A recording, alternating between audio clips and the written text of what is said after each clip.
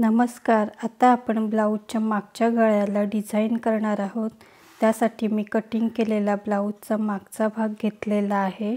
तर छाती आहे 32 इंच छातीला आपण बोटनेक गळ्याची डिझाईन करणार आहोत. बोटनेक गळ्याची गळा रुंदी आहे 3.5 आणि उंची आहे 3 इंच. त्यानंतर लाईन ड्रॉ करून आपण बोटनेक गळ्याचा शेप देणार आहोत. तर ब्लाऊजची उंची आहे 14. तर ब्लाऊजच्या उंचीनुसार आपण गळ्याच्या डिझाईनची मार्किंग करणार आहोत. तर गळ्याच्या खाली आपण 1 इंचावर मार्किंग करणार आहोत. त्यानंतर इथे दाखवल्याप्रमाणे 6.5 वर मार्किंग करणार आहोत. त्यानंतर 6.5चा मध्य 3.25 वर आपण मार्किंग करणार आहोत. त्यानंतर इथे दाखवल्याप्रमाणे 3.5 इंचावर मार्किंग करणार आहोत आणि लाईन ड्रॉ करणार आहोत आणि आपण डिझाईनचा शेप देणार आहोत. इथे दाखवल्याप्रमाणे सगळ्यात आधी आपण गळा कटिंग करून घेणार आहोत. त्यानंतर कापडावर गळा आपण स्टिच करून घेणार आहोत.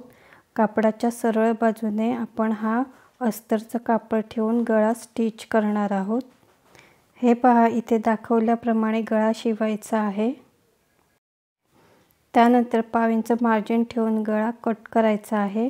त्यानंतर इथे दाखवल्याप्रमाणे गळ्याला कट द्यायचे आहेत, म्हणजे गळ्याला फिनिशिंग चांगली येते. त्यानंतर इथे दाखवल्याप्रमाणे अस्तरच्या साईडने गळ्याला दाब शिलाई द्यायची आहे, म्हणजे गळ्याला फिनिशिंग चांगली येते. त्यानंतर ब्लाऊजच्या कापडाला अस्तर जॉईन करून घ्यायचा आहे. त्यानंतर उरलेलं कापड कटिंग करायचं आहे. हे पहा, इथे दाखवल्याप्रमाणे आपला बोटनेक गळा शिवून झालेला आहे. आता डिझाईन करण्यासाठी इथे मी कॅनव्हास घेतला आहे. कॅनव्हास आपण इथे दाखवल्याप्रमाणे मध्ये दुमडायचा आहे. डिझाईनची उंची आहे 6.5 इंच. आपण 3.25 इंचावर मार्किंग करणार आहोत. नंतर डिझाईनची रुंदी आहे 3.5 इंच. 3.5 इंचावर मार्किंग करणार आहोत आणि डिझाईनचा शेप देणार आहोत. त्यानंतर डिझाईनच्या मार्जिनचा शेप देणार आहोत आणि डिझाईनच्या शेपनुसार आपण कटिंग करणार आहोत. आता हा कॅनव्हास आपण कापडावर चिकटवून घेणार आहोत. त्यासाठी मी इथे उरलेलं ब्लाऊजच्या अस्तरचं कापड घेतलेलं आहे. ते आपण आता मध्ये दुमडणार आहोत आणि डिझाईनचं मध्य काढण्यासाठी आपण इस्त्रीने मार्किंग करून घेणार आहोत. कापडाचा मध्य आणि डिझाईनचा मध्य आपण एकमेकांवर व्यवस्थित ठेवून घेणार आहोत आणि इस्त्रीने व्यवस्थित कॅनव्हास कापडावर चिकटवणार आहोत. त्यानंतर व्यवस्थित मार्जिन ठेवून कापड कटिंग करणार आहोत. त्यानंतर इथे दाखवल्याप्रमाणे कॅनव्हासला आपण दुमड मारून घेणार आहोत. त्यानंतर इथे दाखवल्याप्रमाणे उरलेलं कापड कटिंग करणार आहोत. त्यानंतर ही डिझाईन आपण कापडावर स्टिच करणार आहोत. त्यानंतर कापडाच्या सरळ बाजूने कॅनव्हास बरोबर मध्यभागी ठेवून डिझाईन आपण स्टिच करणार आहोत. डिझाईनच्या शेपप्रमाणे आपली शिलाई मारून झालेली आहे. त्यानंतर 1/2 इंच मार्जिन ठेवून आपण शेपप्रमाणे कटिंग करणार आहोत. त्यानंतर डिझाईनच्या शेपला आपण कट देणार आहोत. कट दिल्यामुळे गळ्याला फिनिशिंग चांगली येते. इथे दाखवल्याप्रमाणे गळा आपण आतल्या साईडने पलटी करणार आहोत. त्यानंतर गळ्याला कच्ची शिलाई मारणार आहोत. गळ्याला हात शिलाई केल्यानंतर कच्ची शिलाई काढायला सोपी जाईल, म्हणून कच्ची शिलाई आपण मारायची आहे. त्यानंतर टक्स मारणार आहोत. त्यानंतर कमरेला दुमडपट्टी लावणार आहोत.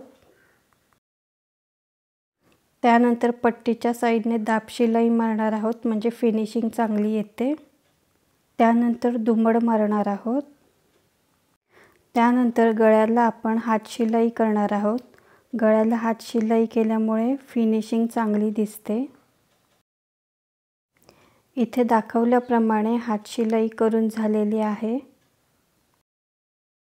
त्यानंतर इथे दाखवल्याप्रमाणे कच्ची शिलाई काढून टाकायची आहे. त्यानंतर डिझाईनला आपण शोचं बटन लावणार आहोत.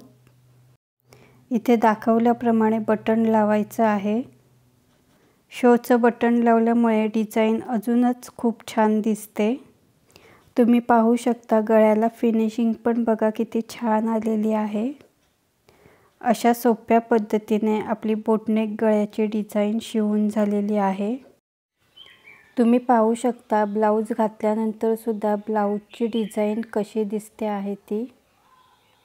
तुम्हाला मी शिवलेल्या ब्लाऊजच्या डिझाईन्स पाहायच्या असतील तर त्याचे व्हिडिओ आपल्या चॅनलवर दिलेले आहेत। त्यासाठी तुम्ही माझ्या चॅनलला सबस्क्राईब करा आणि लाईक करायला विसरू नका। धन्यवाद।